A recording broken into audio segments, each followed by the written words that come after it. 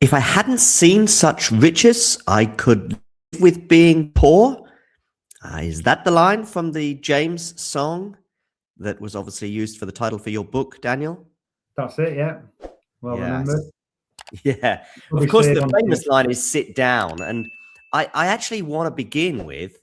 I know it's sort of famous there's a moment after the final whistle in Rotterdam, and we're going to build up to that. But I am getting right to the bit where I think do some of the players sit on the pitch. I know it became a sort of a synonymous song with United even during the 90s. I've heard Gary Neville fondly recall that song as well. Maybe it was actually 99. I'm getting confused. I think 99 after the Champions League final, the players sit down in the stadium in the Camp Nou, and whoever the DJ was that night chose a good song. But yeah, where was your thoughts on this song and clearly the title for your book? Yeah, I mean, it was, as you say, I mean, both sides took a DJ to the final, and it was the winning team could have their DJ after the game. So obviously United won the DJ that they took, played all the songs, and that was one of them. It was a song that at the time was very popular, and so it just kind of fit like that. But I also just felt like some of the lyrics fit as well. So I was kind of reading a lot of the lyrics, and I kind of just felt it fit from both sides. A, because it was a popular song, but a lot of the lyrics did fit. Extremes of sweet and sour, and lows to highs, and things like that. And it just felt fitting, really. So that's why I went for that title. There was another song which was, I think, Bright Side of Life, which also sort of was synonymous for the final. Did you think about that one as well, or were you pretty much always set on this James song as your title for your book? Yeah, it just the title of the book just hit me, like, I think probably right at the start of the process. It wasn't even that I started writing and then it came to me. I just had it in my head before I even picked up a pen, so to speak. So yeah, I know about the other song. It gets mentioned in the book as well. But yeah, I was always fully set on this one. Everyone I've spoke to says, yeah, I remember that song and the title of the book. They think it's a great idea. So I'm pretty pleased with that one, to be honest. Yeah, I think, I've got myself a book as well, and I was pretty set on the title, even if it was a little quirky and a little personal and a little hopefully personal to United fans. And if you're from the UK and in fact, it's probably one of those where you'd be like, I know that line now. Which song is it? Oh, James, sit down, of course. And I went for Even the Defeats for my book, which was a line that Ferguson used in his goodbye speech after his retirement at home at Swansea. And yeah, I guess for you as well, it was like, you know what? It's a bit quirky, but it means something. Yeah, most of the chapters as well. If you look at the names of the chapters, a lot of it comes from quotes from Ferguson. So for the final, it was they're heroes now, they're legends, and that was what he said in his post-match interview. I think it was the Montpellier away chapter, which I called a hell of a task, and he said that in an interview. It's going to be a hell of a task. So I kind of I've taken a few song references and quotes to name the chapters. So I've kind of carried on that thread throughout the book. And here is the book from Pitch Publishing. It's also available on Amazon and elsewhere by Dan. All right, let's get into sort of the book, the backstory. And for me, Dan, I hope you don't mind me saying, but quite an emotional sort of dedication or acknowledgement, or where you recognize, I saw your father's, name there, and it's like, oh, and of course I did the maths in terms of his age when he passed away. I saw Les Seeley there, which was actually very much at the back and often forefront of my mind whilst reading the book, both of which passed away in their 40s, Dan. And I want you to highlight the influence that your father had on you as a United fan, but also even this book itself that's come out, sadly, many years after he passed away. Yeah, and funnily enough, my dad and Les Seeley both died on not the same day, but the same date. So got it. Okay. That was a bit weird. Both in their 40s as well. So, as I mentioned in the introduction, it was my shirt. I've actually got the shirt here. Great. Can you show us? Yeah. So this was my my very first replica shirt. Doesn't fit anymore, Dan, right? I guess. Pardon? Doesn't fit anymore. No, absolutely not. I could probably just about get it on my head, but that's about it. But yeah, it's like it's you can see it's all a bit grey. Yeah. But yeah, it was my first ever replica shirt, and like I say, it was a gift from my dad, and he played amateur football, so we never actually went to a United game together. I watched a lot of games with him on the telly, and it was his best mate who took me to my first game. Yeah, I saw that. Yeah. Because my dad was busy, so playing football, so he took me to my first game, and that was the first game of the following season after Rotterdam. So it was the opening day of the 91-92 season. Not counting. So it was, from that point of view, it's like, and I went to the parade with my dad as well, and my mum, to be honest. It was actually my mum who kind of, when I was probably, I would say, when I was sort of 11, 12, and then throughout my teens, before I could sort it out myself, she would sort me tickets and get me, try and make sure that I could get to games until I was old enough when I could, kind of get my own tickets and stuff. So, both my parents have kind of had influence in that, if you like. So, that was.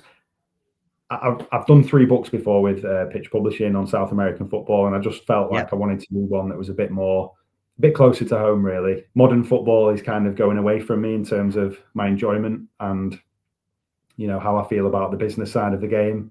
So I really enjoyed, football's always been a business, and there's lots of references about that in the book. But I kind of wanted to just look back to a time that felt a bit more innocent to me, even though maybe it wasn't, maybe it's just sort of nostalgia. But I really enjoyed kind of delving into history, and not just delving into football history, but looking what was going on at the time in society and music and culture and things like that. And I wanted to kind of weave all that into the book. Weave it in, you certainly did. And I think it's important as well because, of course, the build up to that campaign that you write about has a kind of, in some ways, a 6-year build up. 4 years, 5 years in Ferguson's case. I actually recall in terms of Ferguson, I think he released a book, maybe his first of 3 books, I'll say. And I think it's called 6 Years at United. And I think the front page is him holding aloft the European Cup Winners' Cup. But I digress, because the Ferguson narrative is well known, and you rightly touch upon it. But also you've got the Heysel narrative, which you do explore. And I actually also want to ask you about, the some of the stuff you got from Colin Moynihan, I think was the sports secretary. That might be the slightly wrong title, but it's a rough title that he would have had at the time in the Conservative government of Margaret Thatcher. You got Lennart Johansson in there, who became the UEFA president. All of these might be names, but they are very important in a way to what happened in the May of '91 in terms of United lifting the trophy. And of course, it goes back all the way to Heysel as well, which you rightly touch upon as well, because that led to a 5-year ban, I believe. What was it like researching that part of the book? Maybe making 1 or 2 contacts, finding those quotes that I don't even know where you got them from. Finding the legitimate quotes, but from Moynihan and Lennart Johansson and stuff. So I did a lot of digging in old newspapers. And I found it a really interesting time. I didn't want to delve too much into the whole Heysel thing. I think that's for other books to do. But certainly in terms of the effect of the ban on English football, and then the sort of emerging from that ban. So it was super interesting. You had all these different actors that were had vested interests and had different opinions. So many politicians on both sides, who some of them were pro English football coming back, some weren't. Even in UEFA, there was a kind of power battle. Lennart Johansson won, and he was very pro English clubs coming back. The person he went up against, I think it was Jacques George. I can't remember off the top of my head now. But he was the predecessor, and he was less keen, completely against English teams. So had he won the election for UEFA, it might not have happened. So there's all these things where I just thought it was, not just, I didn't write the book just purely from a sort of personal indulgence point of view. I thought it was a really fascinating time, because it's all these sliding doors moments, and the fact that United won the FA Cup in 1990, then the fact that English clubs were readmitted, albeit aside from Liverpool, it was just a really interesting time. But what I picked up as well is there was so much paranoia throughout the campaign, even up towards the final, about crowd trouble and hooliganism. So United travelled to most games, and fans will have gone to the home games even under this cloud of, will there be trouble? We can't make trouble. Had United gone to Hungary in the first round and ran amok, and then things could have been so different. And I just felt it was a really interesting, important time. You obviously have the World Cup in Italy in 1990, where the classic kind of English football, England team thing where, we don't win, but everyone's kind of in love with the team, even though we don't win. We're kind of like, the heroic losers, if you like. And even people like Thatcher, who was a long time opponent of the working class and football fans, all of a sudden she's on the bandwagon as well and gets the England team to number 10. And then you've got this kind of almost like this movement of English football going in a gentrifying, if you like, and that wouldn't have been possible, I don't think, without Rotterdam. That might be I might be overplaying it, but like I say, had United fans ran amok abroad, had Aston Villa fans were in the UEFA Cup briefly, had they done the same, things might have been a lot different. And the Premier League and everything that we see today, would that have happened in the same way it has? So I think it was a really pivotal campaign. English football fans could show that they could go abroad and they could watch the football and follow the team and not fight and not cause chaos. So I found that whole side really interesting, and that's why I wanted to kind of paint that picture in one of the early chapters before the book kicked off in earnest, just so everyone understood the context of this Cup Winners' Cup campaign. It's not just a typical United are in Europe again, here's the story of that season. It's quite a pivotal season in European football and English football, as well as for the club as well. Younger fans might be thinking, what is the Cup Winners' Cup and why are we cherishing it so much? Well, it was the little brother of the Champions League, what is now, or the European Cup as it was then. It was of course the domestic cup winners would go into it got sort of chewed up and swallowed up, partly because of the Champions League, partly because they just decided to just do 2 European competitions. They have now reintroduced a third one in the last couple of years for the Conference League. To be honest with you, I think the way it was before was just fine. I'm not talking about top 1, top 2, top 3, and all the rest of it. The Champions League, I don't think that was ever going to be stopped. But for me, it was fine having a Cup Winners' Cup. I think it was a wonderful addition to winning the cup. When the Cup Winners' Cup was abandoned, I think initially the FA Cup winners would then go into the UEFA Cup when there was just 2 European competitions. But I digress. There was also, of course, to add to this, the sliding doors, the magnitude of these 2 competitions, both the FA Cup and then ultimately the Cup Winners' Cup. The FA Cup very much so diminished. The Cup Winners' Cup, of course, no longer exists, but I cannot tell you how big this felt. I remember United playing, I think, Arsenal in the league about a week before the final against Barcelona. And excuse me because I'm jumping around. I do want to go through the campaign, but and I remember thinking, I think United finished 6th that league, and that's just off the top of my head. And I just remember thinking, there was like a serenade because Arsenal won the league, and it was all wonderful for them. I was like, I don't care. We've got Rotterdam next week and Barcelona, and it felt, yes, I think historically the league is clearly the most important thing. But the Cup Winners' Cup not a bad. It was the next best thing, certainly on our table that season, because we'd already won the FA Cup a few times in the 80s and just recently in 90.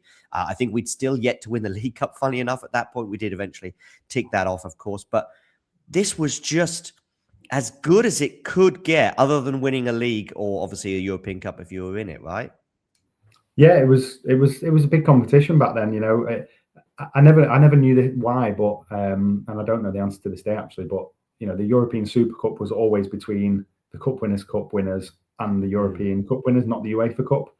So was it? And also, if you say finished 3rd in the league but won the cup, the Cup Winners' Cup took precedent over the UEFA Cup. So that's an interesting point. Yeah, I feel like even though it was a smaller competition and maybe didn't have as much strength in depth as the UEFA Cup did at its peak, still felt like it was the second competition.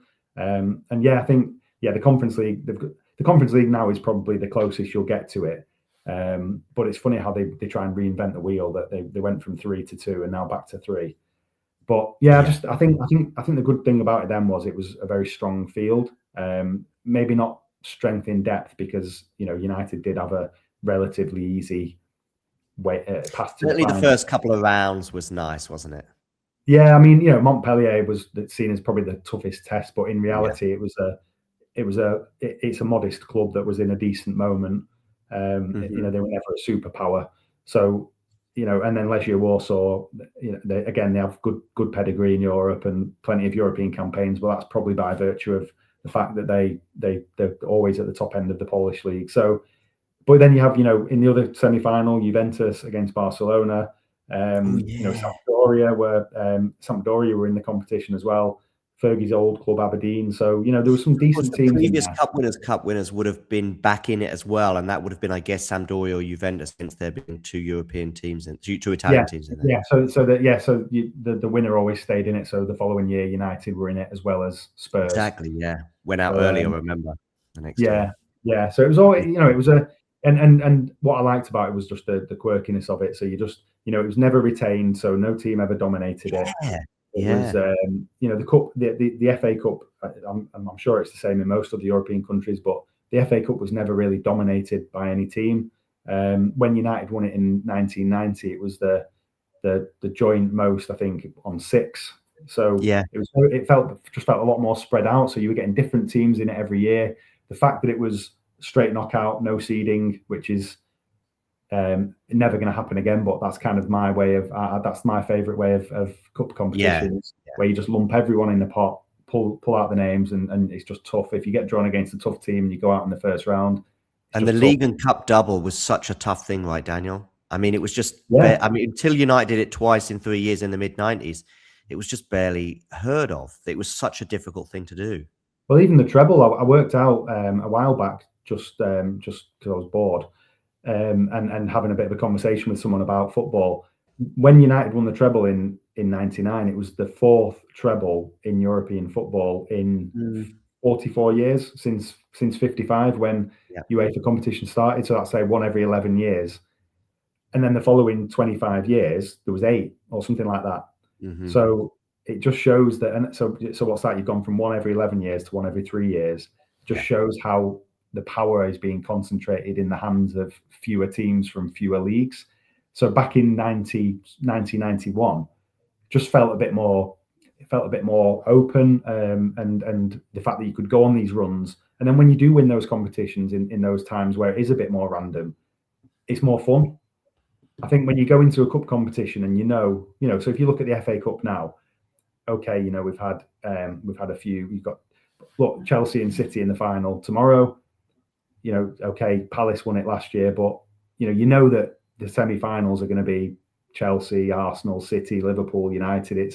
You kind of know and it just feels like, and same in European competitions, you roughly know which teams are going to be at the business end. Whereas again, it might just be nostalgia talking here, but just felt a little bit more random and back in those days. And then the fact that when you do get to the final, then it just feels more special. Off the top of my head, I would say about 80 or 90% of United's matches in this run were on TV, but not all. And I could be wrong on that, Daniel, but I'm like you. I watched this through a TV screen mostly. You because of your age, me because of both my age, but also practicalities. I think maybe the away leg against in the first round might have been on TV. For some reason, I think neither of the Wrexham games were on TV, but then I think from the quarterfinals onwards, they were all on TV. But I want to just talk about those first 2 matches, because the Flecked, honestly, the minute this kit came out, I kind of liked the more extravagant, and this was probably as extravagant as United got in terms of their kits at the time. We never quite got as bad as some of those ones in the mid-90s. The Chelsea away one, I remember about 95, which was horrible, and a bunch of other ones as well. This was about I think it just about got to the limit. This blue and white Flecked one, which some people who are younger than both you and I will recall from certain merchandise that has come out in the last 5 or 10 years, seeing little bits of it on training kits and tracksuits and stuff.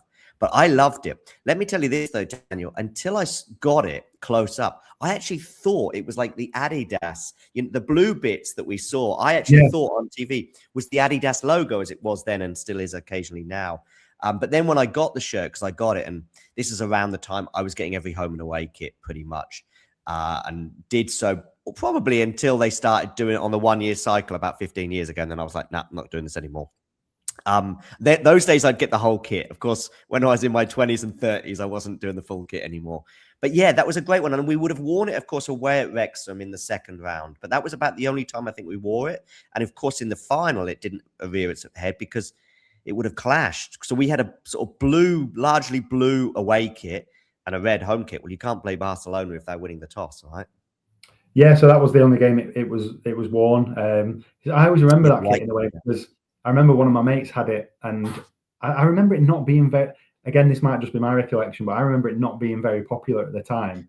The blue and white one. Yeah, I remember my mate over the road had one, and I thought, oh, it's so ugly, that kit. But then when you kind of look back now, you're like, oh yeah, that is a beauty. That yeah, no. So it was the kits. Then it seemed to be that you had your home away kit, and then the following season the away kit would become the third kit.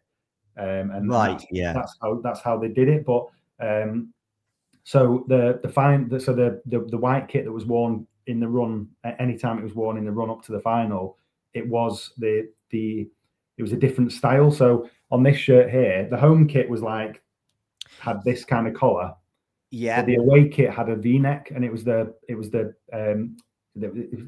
third kit, but it was the one from the year before. So the one we won the cup final against Palace, the first match against Palace. Yeah, I had that one. In fact, that season, 89-90, and I'm guessing maybe the year before as well, our three kits, and they often would be like this back in the day, were all identical in terms of the pattern, just the color changed. So we even had a blue kit in 89-90 that would have occasionally reared its head, that we would have worn, for example, away at Arsenal, often the case. But it had exactly the same style, and it had like a white line in a diagonal sense here, right? I remember that. But yeah, we anyway, I digress. Oh, one other thing about that blue and white kit is the shorts, I remember, were like a shell suit material. Yeah. And it was so weird but cool because shell suits were the rage. And now we've got shorts. It was the only time I think I remember ever feeling or seeing shell suit shorts, but they were of that material. But I honestly, I really shiny, weren't they? But yeah, then in the final, you get a random shirt that's kind of, it's like the home. I don't know why they didn't just wear the white V-neck one. I don't know. The only thing I found out was that in '68 they wore a blue unique one-off shirt that was never worn before or since. So I don't know whether it was one of those things where they thought, you know what, it's the final, let's create like a unique shirt here. So then they basically just took the home shirt, the same style, did a white version, but the kind of sublimated pattern in the background was slightly different as well.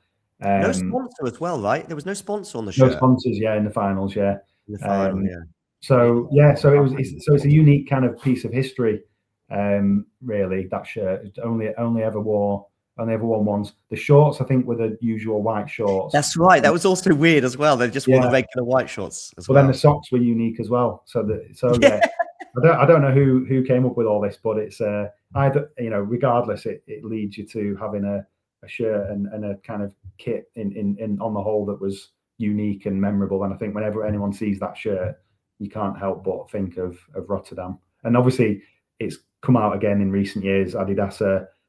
I think a lot of these football companies now are realizing that you've got probably men in the 40s who have got a bit of disposable income and are yearning for the good old days. So they're churning out all of these reissues and tracksuits and stuff and charging absolute fortune. So that reissue of that one, I think it was going for upwards of 130 quid on the Adidas website.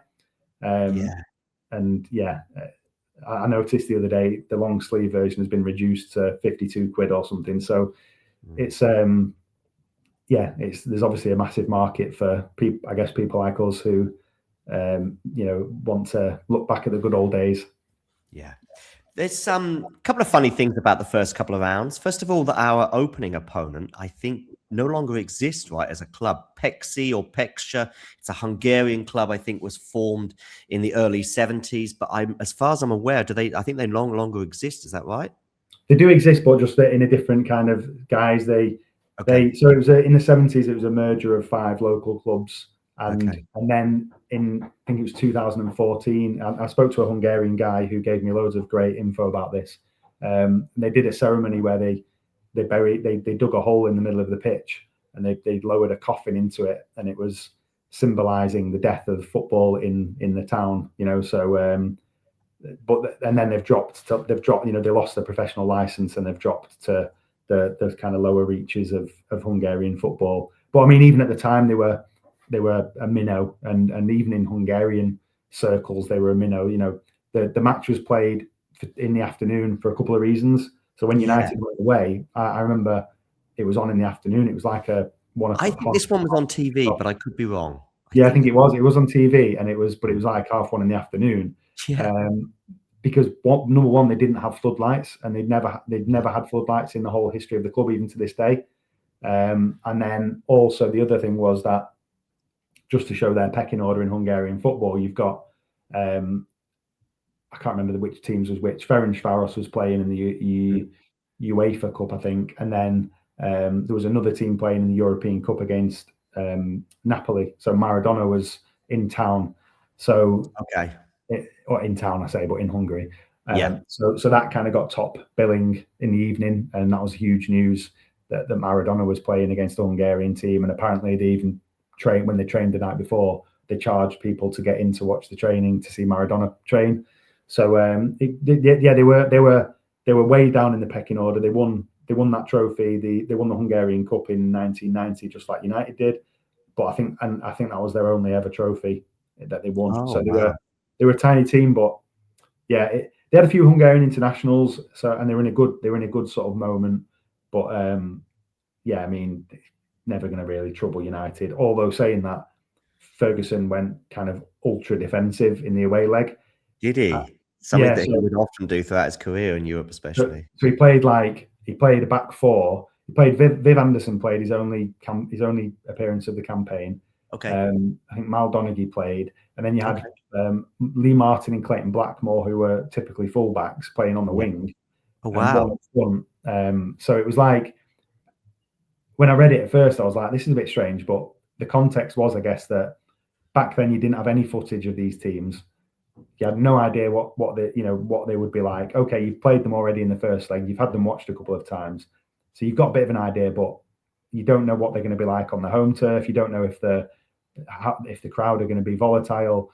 And English, Ferguson was desperate not to go out in the first round, and I think he just went a bit too conservative and probably realised, actually, I don't need to do this going forward. It wasn't really necessary. But at the end of the day, won 1-0 and probably gained a bit of confidence from that. You pardon? Yeah. Then 2-0 at home, right?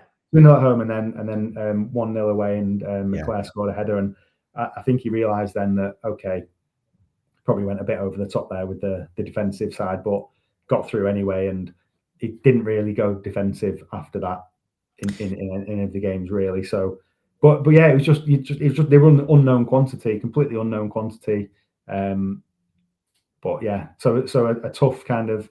What Ferguson also was desperate to stay in Europe after Christmas. That was one of his things. I remember that in the 90s. He always talked about that in the 90s, make sure, because obviously not now the Champions League has changed, but in the 90s it was the early rounds would be before Christmas, and then the quarterfinals onwards would be after Christmas. So it was almost like a sign that you're doing something right if you can still be in the hat after Christmas. And that was always kind of like his bare minimum. Let's make sure we're in the hat after Christmas. So yeah, and then as you say, Wrexham the next round. No, a much more known quantity, right? And Wrexham people again, I want to. Oh, what were they? They're from Wales, right? Well, you had this bizarre thing with Welsh clubs that they would have their own separate cup, and they were still allowed in Europe during the ban. The ban was exclusive for English clubs, and so Scottish and Welsh clubs would still enter, and there would be a separate cup competition.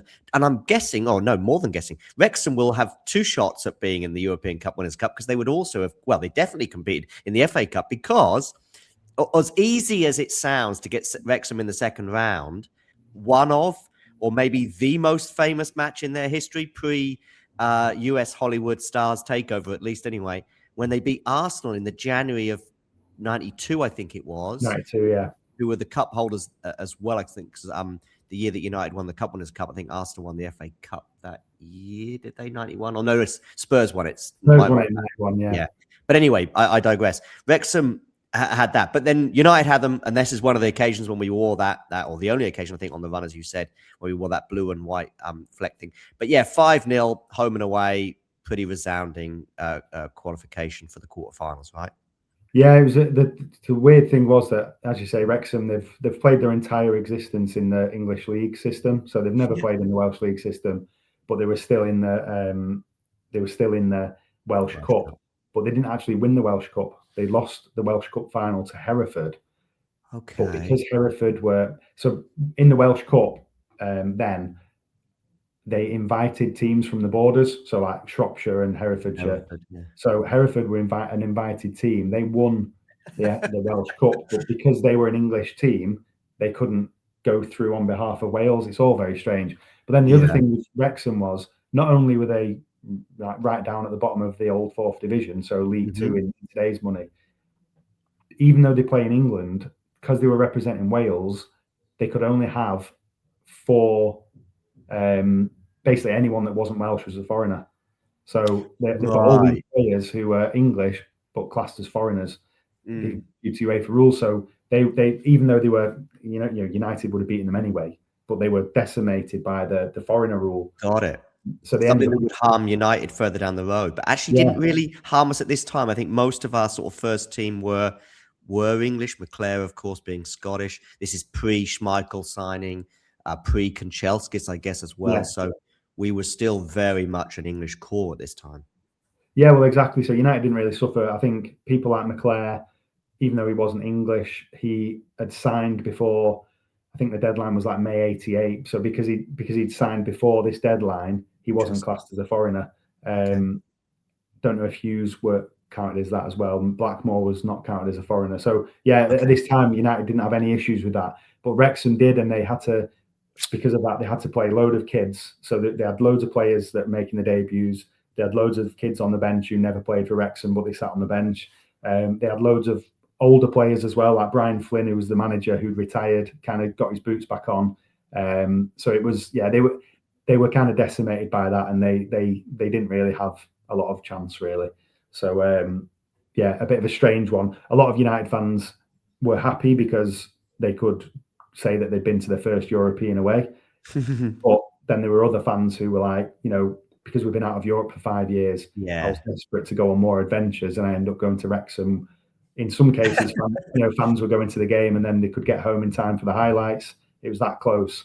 So a bit of a strange one, but again, something that only the Cup Winners' Cup could throw up, a real quirky tie.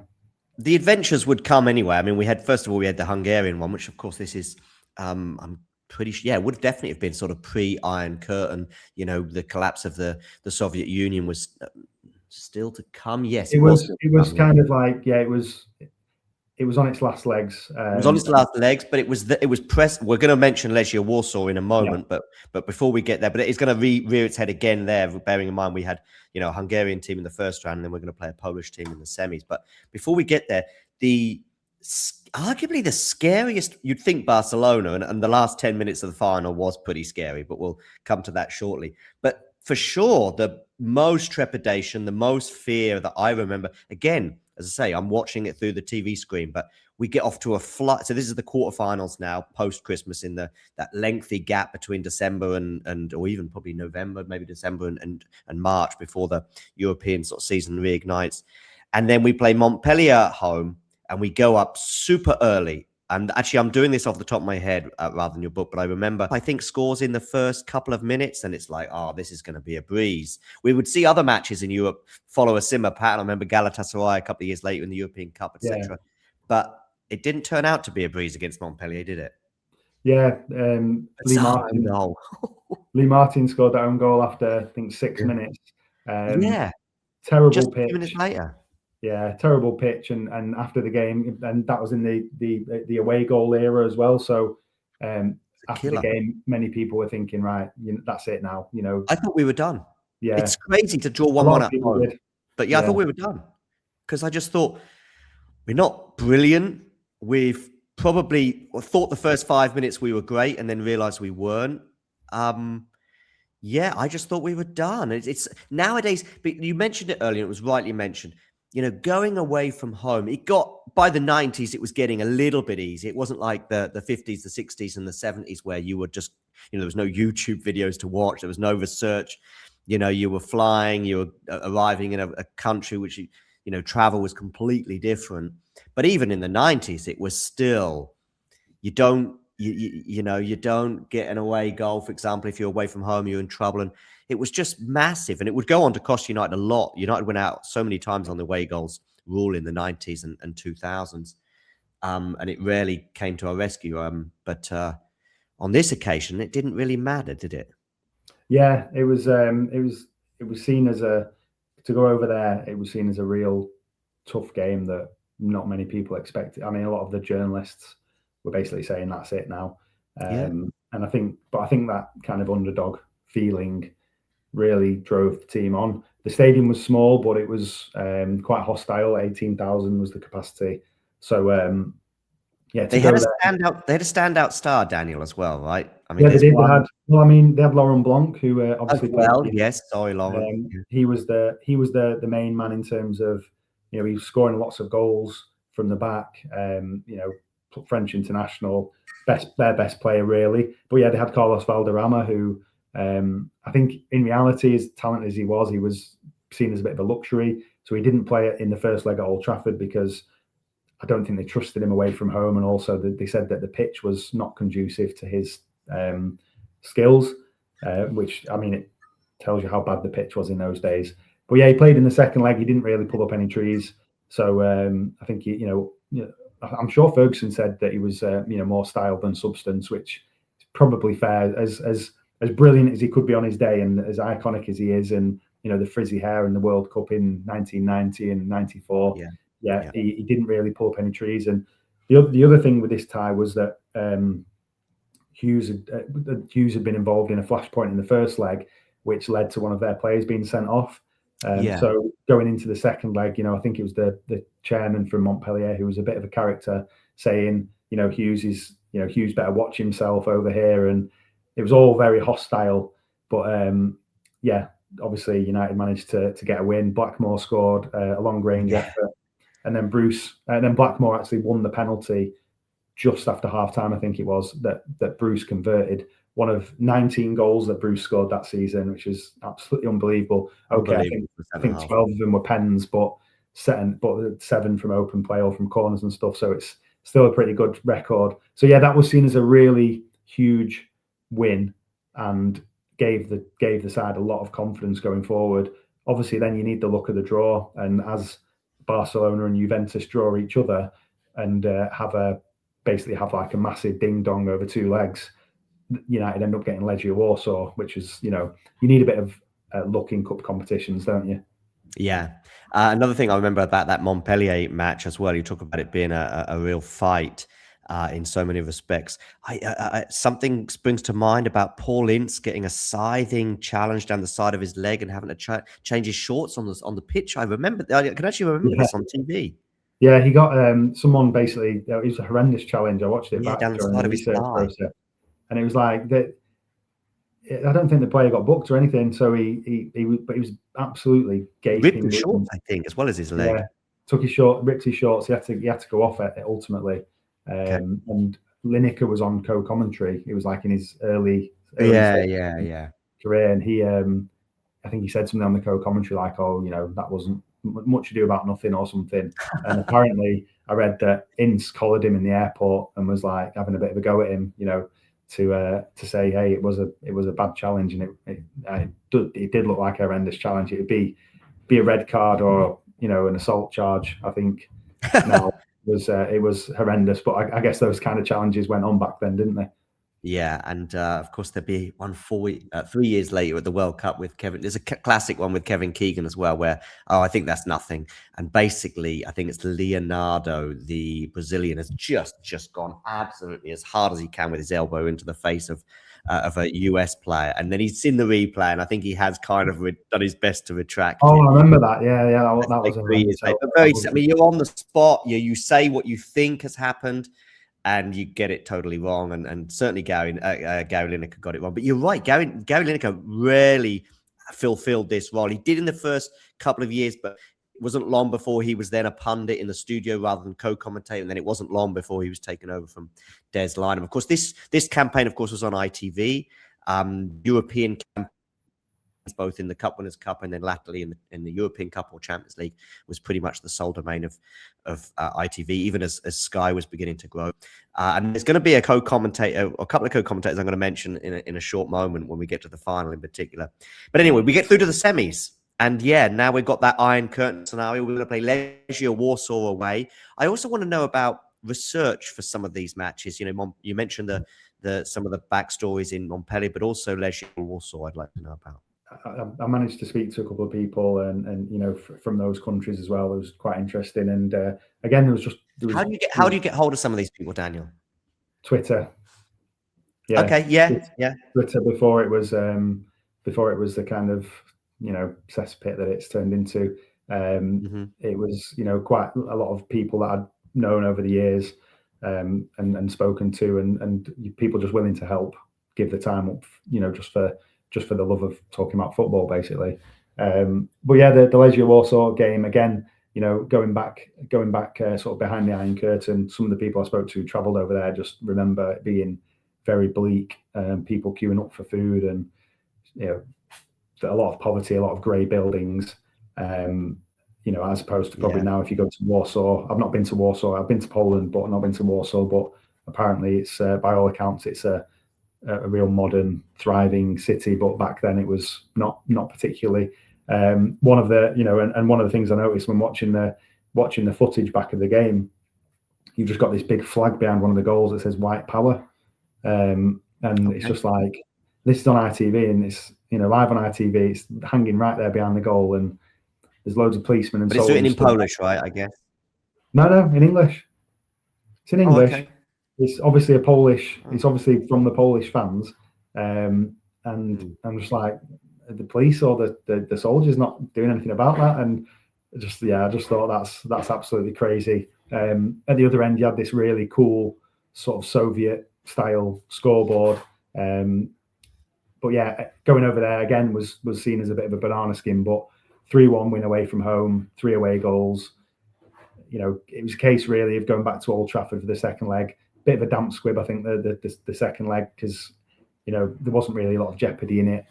Everyone kind of knew that United just had to, you know, do their thing and then get through to the final. So yeah, and like I said before, Barcelona and Juventus had a bit of a war. Players, few sendings off. I mean, Koeman should have been sent off twice at least in that semi-final second leg, but he got away with it and ended up playing in the final. So yeah, then you end up coming against Cruyff's dream team, which, you know, yeah, proper team, proper tough occasion, to come up against a team like that in the final. Yeah, Lee Sharp as well is someone who must get a mention now, because actually he's probably going to get slightly less of a mention in the final. I just remember him being unbelievable. And this is sort of just pre-Giggs. I think Giggs might have made his debut at the end of this season, did he? Yeah, he did. I always remember as well that, you know, Lee Sharp was like the Giggs before the Giggs, if you like, and Giggs was the Giggs, you know, before the Beckham. It was like Lee Sharp was almost like the prototype. You know, you know, young, good-looking, girls loved him. You know, great player. Fast, the magazines, the Match and Shoot magazines. Yeah, I remember he was always being featured. He was like the first one, I thought, of that era. He was like the first. He was like I say, for me, he was like the prototype. But yeah, that was his breakthrough season. He scored the hat trick at Highbury wearing the snowflake kit as well. Yeah, that was one of the biggest games of that season. You know, non-Cup Winners' Cup games. Sorry, he was massive in that game. And yeah, throughout this campaign, he was like a proper flying winger. I spoke to Wayne Phillips, who played for Wrexham, against him in the 2 legs, and he said, you know, I was quick, but Sharp was just another level. He just absolutely ran him ragged, and Sharp ran them ragged in Warsaw as well. Ended up getting one of their players sent off. He scored in the semi-final second leg against Legia Warsaw at Old Trafford, I think. And then yeah, in the final, he was a constant threat. You know, he was the youngest player on the pitch, but he was just a real weapon because they could just keep dropping the ball over into that corner, and he was just running onto it. And I don't think Barcelona had any clue how to deal with him really. So yeah, he was a big part of that campaign. I mean, I look at that team, the Barcelona team. It's hard to know because so many different things I've read and watching the footage back as well. I couldn't tell you what the formation was or who played where because they kept on moving around. And I wrote in the sort of analysis of the final that I felt that was almost to the detriment, that they didn't really have like because they wanted to play this fluid kind of almost total football where people were moving around, just didn't really ever kind of get settled and weren't able to flow into the game. Whereas United had a real game plan. People say that Ferguson wasn't a tactician. Modern football fans who are just obsessed with, playing out from the back and all of these, all these people that think that you can reinvent the wheel and Ferguson wasn't a great tactician, they'll say. But and it might seem simple it might seem simple nowadays, but we had like Bruce and Pallister were tasked with keeping an eye on Laudrup. Don't give him too much space, but don't follow him. Don't follow him too. If he drops deep, don't follow him. McClair was the other McClair was the main one who was tasked with sort of suffocating Koeman, who was their best player really, and their playmaker. So and then obviously you've got Sharp on the left, who was they constantly were just dropping the ball in behind the right back for him to go on and cause chaos over there. So there were quite a few little tactical things that Ferguson did to try and counteract Barcelona. There was a famous thing in the build-up where Cruyff had said as well that basically Bruce and Pallister are crap.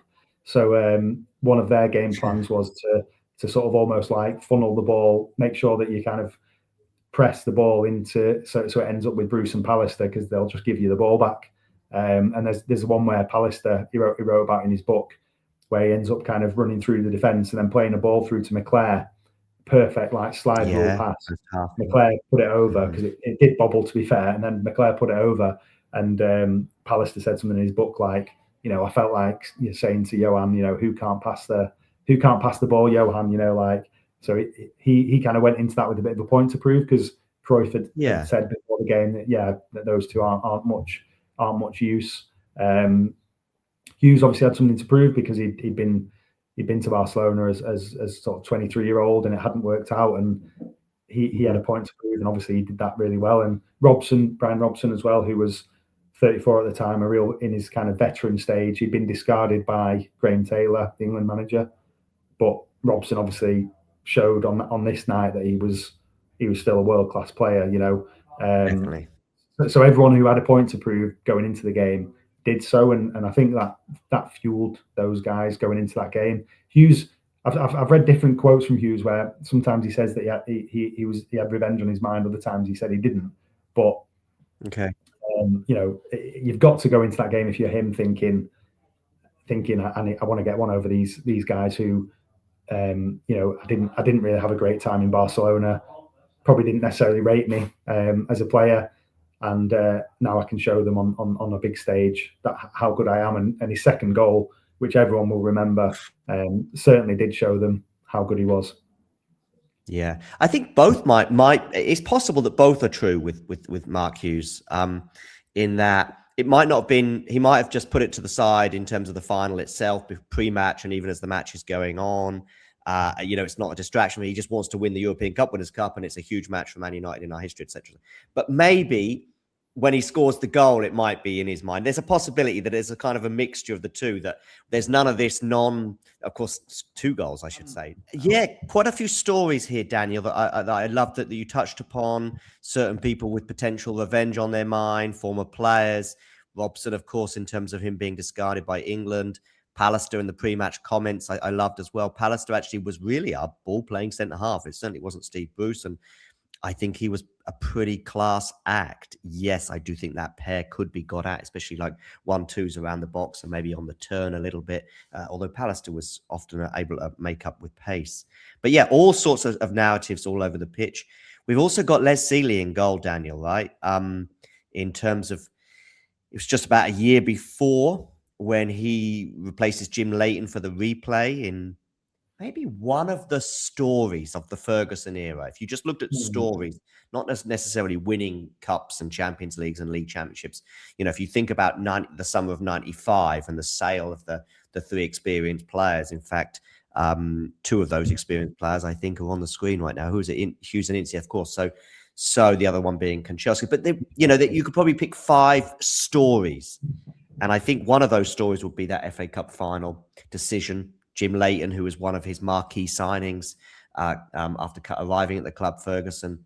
Jim Leighton, he brought down from Aberdeen, but it hadn't really worked out. It was a pretty horrible 89-90 season for Jim, culminating in the FA Cup final with, probably culpable for at least one of the goals, but possibly more. And then Ferguson has the decision ahead of the replay. And I interviewed Archie Knox, Ferguson's assistant, for my book.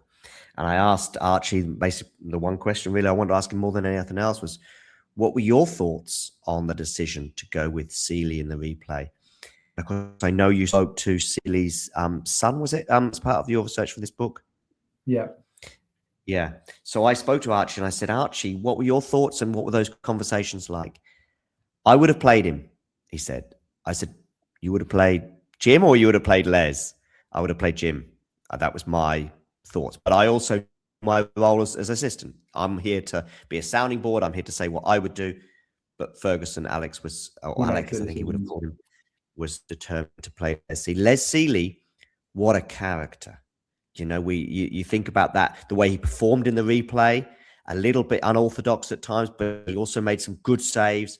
You can see that he's a total opposite of Jim Leighton in terms of character, and Ferguson would often focus on character when he was buying players. And for the following 12 months, I mean, there was I think it was probably the same season, the 91 League Cup final, when Les just refuses to come off despite the horrendous injuries incurred. And I think it's Jim McGregor as the United physio that's basically saying, get off. And he's just screaming at him, I'm not coming off. What a character. Tinged with sadness, of course, in fact, overwhelmed with sadness, in fact, that he passed away about 10 years later after this final in his 40s. But tell us about Les and some of the stuff you know about him in terms of your research for this book. Yeah, I think just going back to that FA Cup final, I think first of all it shows how ruthless Ferguson was and how desperate he was for success, that he would discard someone who, I think you said, it's like a son to him. He'd won the... Yeah, Jim has never really... I don't think Jim Leighton's forgiven him, even now, 40 years later. No. Yeah, absolutely. I think he was very, very bitter, or he remains very bitter about it. But Ferguson was desperate for success and he'd just do absolutely anything. And I always think with we mentioned sort of sliding doors moments before.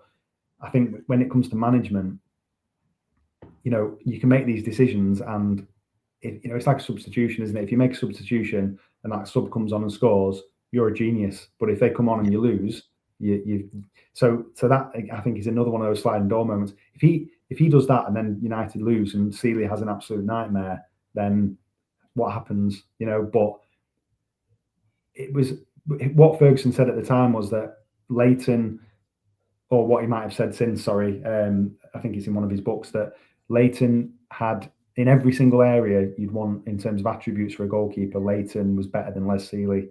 But Les Seeley thought he was a better goalkeeper, and that was the main thing. Seeley, as I said, he'd had a few mistakes leading up to that, a couple of mistakes in the FA Cup final, first game, which was 3-3. Yeah. And just that one of those decisions, ruthless as you like, but ended up working out well. United won the cup. Les kept a clean sheet, and then he was the number one for the following season. And I worked it out that he played something like 55 games for United, and 4 of them were finals. So he just he seemed to have because even when he came back in 93-94, Schmeichel got sent off in a game, which meant that Seeley played in the League Cup final. So he just seemed to pop up whenever there was a final. And he was I spoke to his son Joe, who's got his own interesting story, and that was fascinating. And also the book that Tim Rich wrote called On Days Like These, I think it's called, which is a brilliant book. I don't know if you've read that, but that's all about Les Seeley. It's a fantastic book. So it's kind of shaped around that when Seeley was playing for Blackpool, he was like lonely and isolated in his hotel room, and he recorded loads of cassette tapes about his career. And then after he died, did he? Someone found them and then turned them into this book with Tim Rich. Wow. And brilliant book, really good. Definitely recommend it. So Seeley was he was seen as like this kind of eccentric madcap guy on the pitch, but really he was also quite a home bird. He didn't really go out. He didn't really drink a lot. He just he stayed at home watching documentaries and fixing his cars, and very much a sort of quiet family man at home. So yeah, really interesting character and much loved character as well. I think even before he passed away, he had people remembered him very fondly, and yeah, he was fantastic throughout the season. You mentioned the League Cup final. Yeah, he had a really bad injury in that game and ended up going to hospital. And they said at the time that had he got on the plane to go back to Manchester, he might have died because of like an infection in this wound. Yeah. So luckily he got fixed up, and then he was in a massive race against fitness to get to the final. He didn't play. He didn't kick a ball basically, even up until the final. Even training, I think he trained on the Monday before the game and didn't really kick a ball. So the first time he kicked a ball after being at Wembley was in this Cup Winners' Cup final. So he was definitely not fit. I don't think Barcelona really knew, or really didn't really pepper his goal. I think that was one of I mentioned before that I felt that Barcelona made a mistake in the fact that they were so fluid. I think a couple of the other mistakes they made is one of them was that they didn't really pepper Seeley, because he showed in the goal that they scored, that Koeman scored, that he was slow to get down to that. He admits that that he was slow to get down to that because of his injury. The other mistake they made, just going slightly off the Seeley tangent, was that they kind of reduced United to just being a typical English team that would just lump the ball in the air and would be all about their aerial prowess and not about what they could do with the ball on the floor. Which, if the goal that Hughes scored was a brilliant goal. So and just back to Seeley, he was really struggling in that final. Gary Walsh was warming up towards the end of the game, and Ferguson said that had it gone to extra time, Gary Walsh would have probably come on. So Seeley really didn't have a lot to do, luckily, and managed to come out unscathed. Massive part of this campaign, very, very fondly remembered. In that summer, Schmeichel comes in, and that's kind of the end of Seeley at United. And he came back for a season as a number 2 in 93, 94. But like I say, he only played 55 games in his whole time at United, but he's rightly remembered as a real legend, even though he didn't have like a 10-year career at United. You probably struggle to find a United fan that doesn't have anything but fondness for him. I mean, what a 12 months, really. Think about it.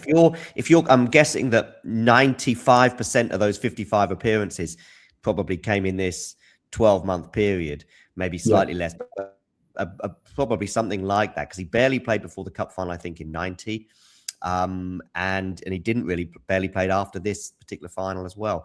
But what a 12 months to bookend it with the FA Cup FA Cup final replay, winning the cup, being a sort of a hero in many respects alongside Lee Martin, who scored the winning goal that day, and then bookending it with the European Cup Winners' Cup a year later. I mean, okay, you can talk about league titles and Champions Leagues, but at this point in United's history, it doesn't really get any better than that. United also with a better team, I think it's fair to say, until the Koeman equaliser.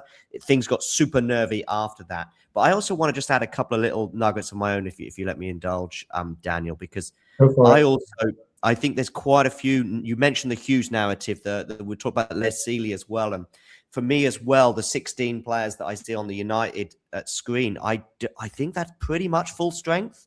I don't know if you're maybe Lee Martin might have been on the bench, but the depth is not bad for a side that finished 6th in the league, in my opinion. Donaghy was a stalwart. Gary Walsh, a decent backup, who would be our backup for many years.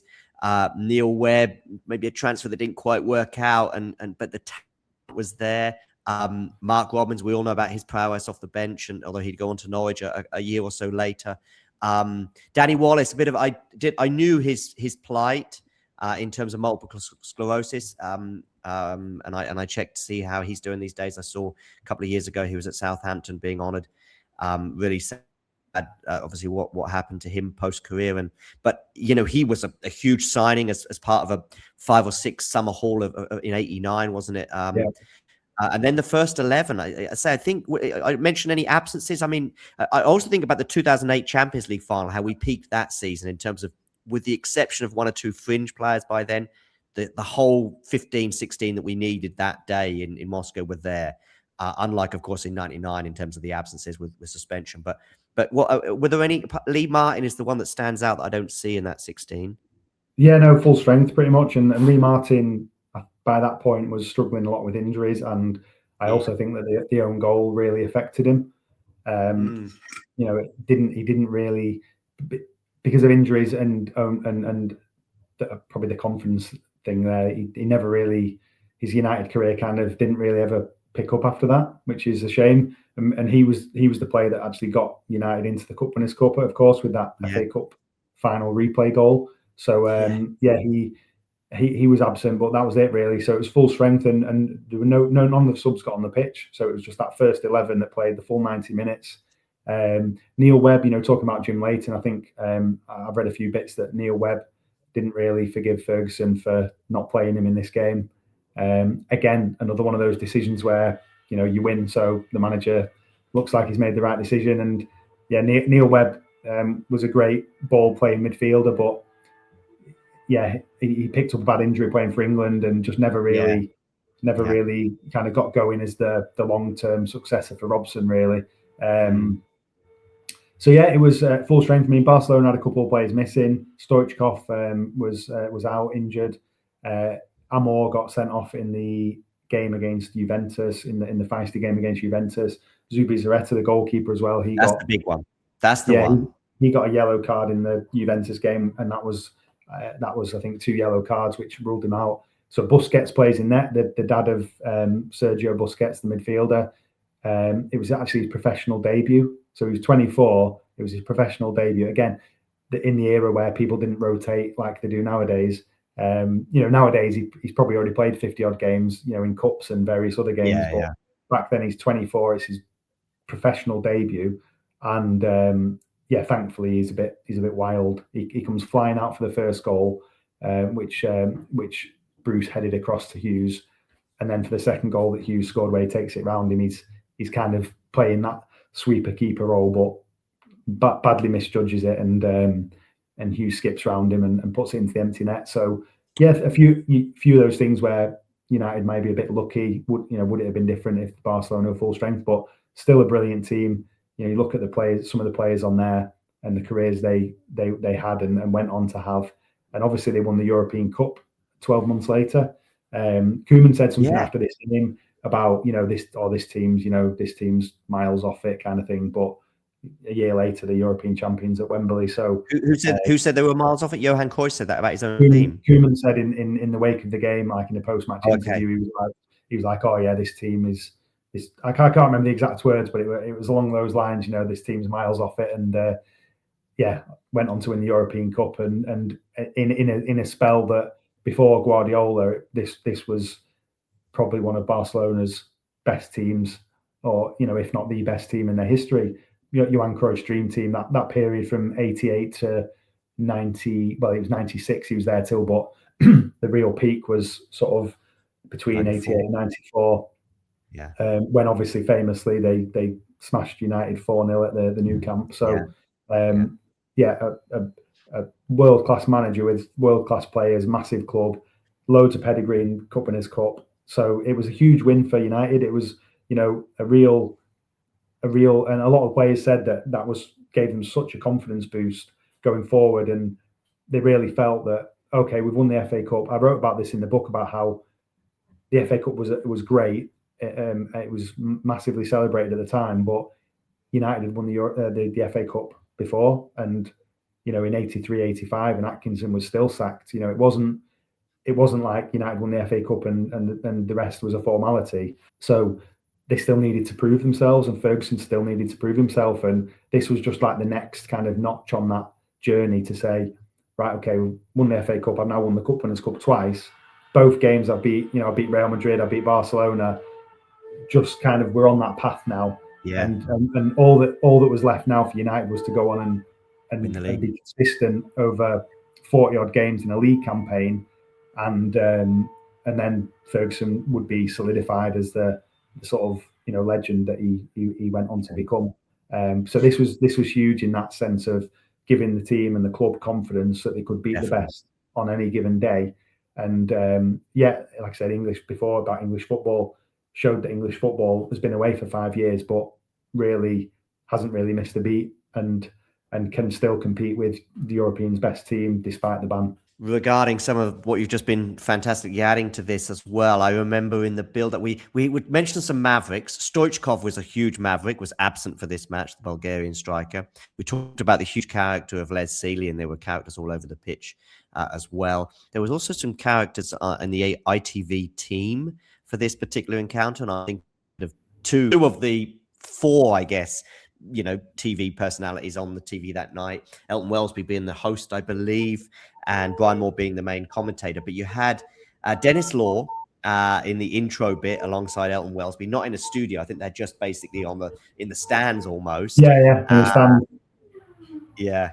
And Dennis Law is a huge character, and such a professional and such an amazing striker for United and others too.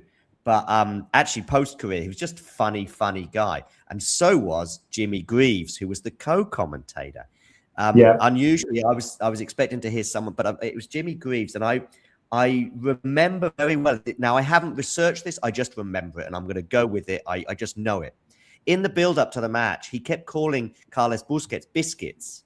It was a funny thing. He kept calling him biscuits. Now, of course, years later, when Sergio Busquets would play and would be a member of the the Guardiola side that would win the Champions League a couple of times in 2009 and 2011. This is, of course, his son who's in goal, who you mentioned.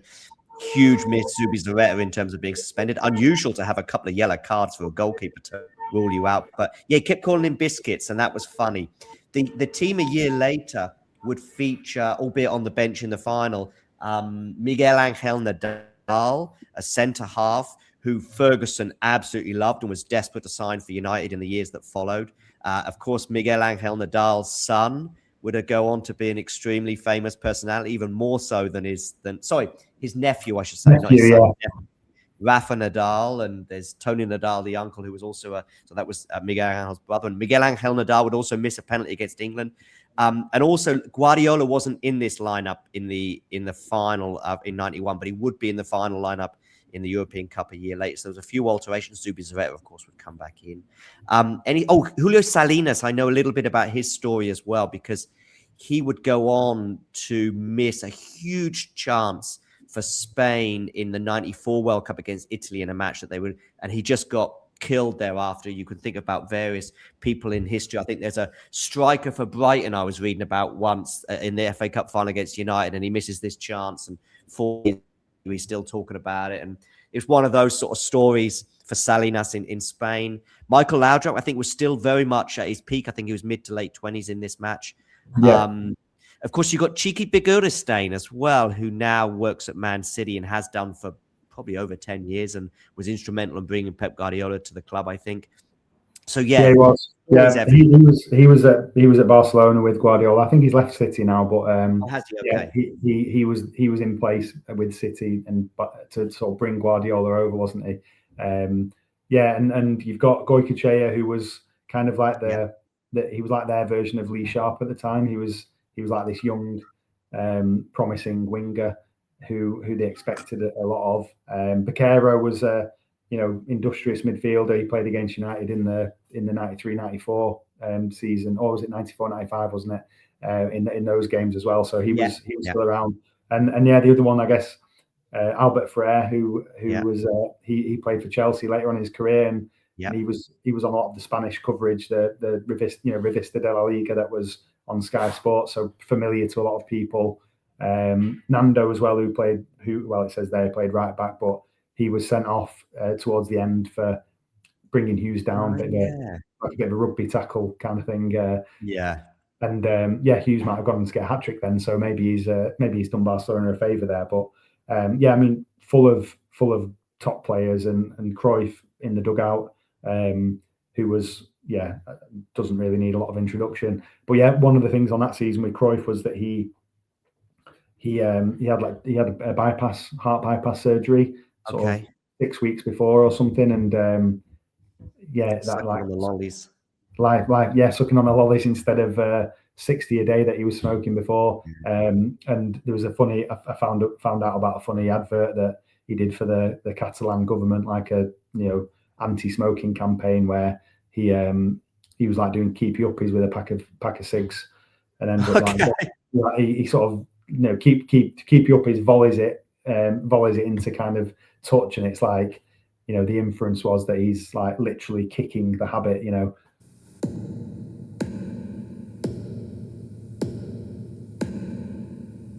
I'm Johan Cruyff.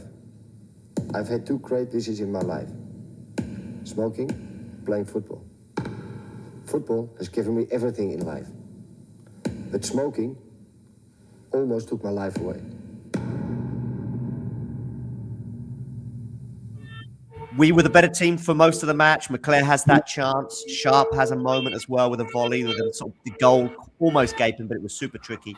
We eventually take the lead. I wonder if Blackmore's prowess from distance helped us with that first goal. I remember the commentaries like, it's too far for Blackmore, surely. But I watched it and I thought, you know what? I think it looks a similar distance to the one he got against Montpellier. But he was a menace from that distance. And it was a sort of quite quickly taken free kick. Robson, 2 touches sublime in this final. One is the free kick, which if you haven't seen the goal, for those of you tuning in, please do watch it. But actually is begins a bit like the David Platt volley in a way that he gets against Belgium. But actually on this occasion, it comes off Bruce's shoulder, and then Hughes taps it in. It's going in almost certainly, but it's a Mark Hughes goal. Both players can laugh about it, obviously, all these years later. And then the second goal, the pass from Brian Robson for the Mark Hughes goal, is sublime. Yeah, and it's not exactly. what Robson is most famous for. Yeah, but like I said before, he kind of, he showed that he was still a top class player in this game. And yeah, as you point out, I think it's important to note that, just because Barcelona were favourites and they went on to win the European Cup, and they United were the better team. So it wasn't like a smash and grab or backs to the wall kind of victory. It was, for 75% of the game, United were the better team. And you mentioned it before that the last 10 minutes was quite scary. They had a goal disallowed for offside. Blackmore cleared one off the line under the cosh a little bit, but as I said before, Seeley didn't really have many saves to make, so it was a well-deserved win, massively well-deserved. From speaking to people who were around at the time and going to games and stuff, I think Ferguson was obviously growing in stature now. It wasn't the case that Ferguson was right. He is the man now. He is absolutely his legend is guaranteed here. But it was kind of like just one step before everyone realised that we've got a great manager here. Yeah, and we've got a great team as well that he would also add to, as you say, with Schmeichel that summer. I think probably Paul Parker would have come in that summer as well. But anyway, Kanchelskis would arrive, and they would be 3 unbelievable signings for United. And the final thing, I think, really is the post-match scenario. So, I mean, United win the match 2-1. There's the free kick from Koeman. There's the last 10 minutes. I remember Irwin has a touch about a second after the final whistle where he just boots it into the crowd. Yeah. I think it's such a close margin, but I think it's wide enough to think he did it in celebration rather than he just kicks it and actually the whistle goes. So. But I think it is in celebration. I remember Ferguson with the bright side of life as well. And yeah, as I say, we're the better team for 80 minutes. There's a great picture in your book, which I had never seen before, which is actually of Hughes striking the ball. I'd seen various angles of it, but I hadn't seen this angle of him striking the ball. It's Hughes just producing another absolute gem because he hits it. I remember before that goal, seeing 100 goals where the striker takes it around the keeper and it's cool as you like and you tap it into an open net. I'd never seen a goal like that before. And that's what's special about that goal. And I rarely, if seen a goal like it since. Almost every other goal, overhead kicks even, and shots from the halfway line, you do see them from time to time. I don't ever remember seeing a goal like that before. Yeah, I don't. It's proper unique, and I feel like Hughes was one of the only kind of players who could do that because Absolutely. he had that combination of accuracy, but also power. And Unerring. The word unerring yeah, was invented for that moment, you know? yeah. How many other people would have got the ball there and maybe cut back inside and looked for a square ball, or tried to kind of float it and it would have just gone behind the side netting or whatever. Defender would have got there because it wasn't far away from getting him Yeah, anyway. So I'm it sure. had to. The way he hit it was the only way it could have gone in. It had to be kind of powerful enough. It had to be just off the ground so the defender couldn't slide in, and yeah, it was just perfect. And again, I think that just adds to the memories. It almost makes the first, because although we joke about it, it doesn't really matter. But it actually makes it better for Hughes. Because imagine, let's say we'd won 2-1 and he hadn't scored the second goal, or it hadn't appeared in the same manner. It was another tap in. It would have been great. But it just rubber stamps his authority on this final. And yeah, we do get over the line. It was a nervy last 10 minutes, but I think we were a much better team for 80 of those minutes. Post-match, which is really the last thing I want to touch on with you, Daniel, is how this was building. And I think it's in 6 years at United. There's about 4 or 5 Ferguson books that he pens. The first 2 or 3 are amazing. The last one, the most recent one, probably the best-selling one, in my opinion, was the weakest. No offense to Paul Hayward, who ghostwrote it, but I just felt it was rushed and was thin on a lot of stuff that I really was hoping to learn, but never did. But the 6 years at United is a great one. And in there, I'm pretty sure Ferguson says post-match, with an interview with David Meek, he said, right, now we're ready to win the league. And David Meek, I think, who might have actually helped with 6 years United, actually, somehow. I know him and David Meek was a journalist at the Manchester Evening News and had a good relationship with Ferguson, unlike a lot of journalists in later years. David Meek, I think, said he was a bit taken by surprise by it, but Ferguson was right. We were more or less ready. We didn't do it the following season, as painful as that was, but we were ready for a title charge, and we were ready for a title charge for the next 25 years, I guess, 20 years, yeah. 22 years. And that was the other thing about Ferguson that I kind of really like and that shone through even from his Aberdeen days as well, was that he was always looking for the next thing. He wasn't someone who would achieve something and then just sort of sit back with a cocktail and think about how great he is. He would be like, okay, right, won the FA Cup, what's next? Won the Cup Winners' Cup, what's next? And he was always, and then it was win the league, and then it was win a double, and then it was right, win the European Cup. There was always the next target, and he was just so single-minded, and that's what made him great. That he was always looking for that next thing. He didn't enjoy success as much as he could have and should have, but he wouldn't be who he is if he didn't have that drive.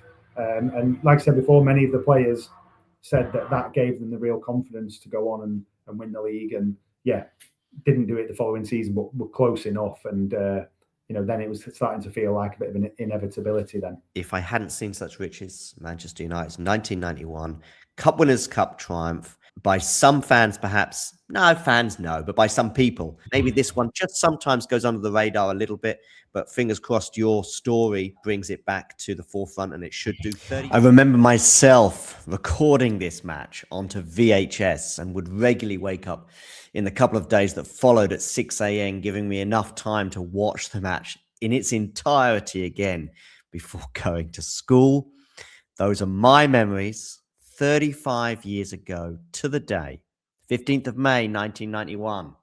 That is when Mark Hughes' double strike saw Manchester United seal their first European trophy in 23 years.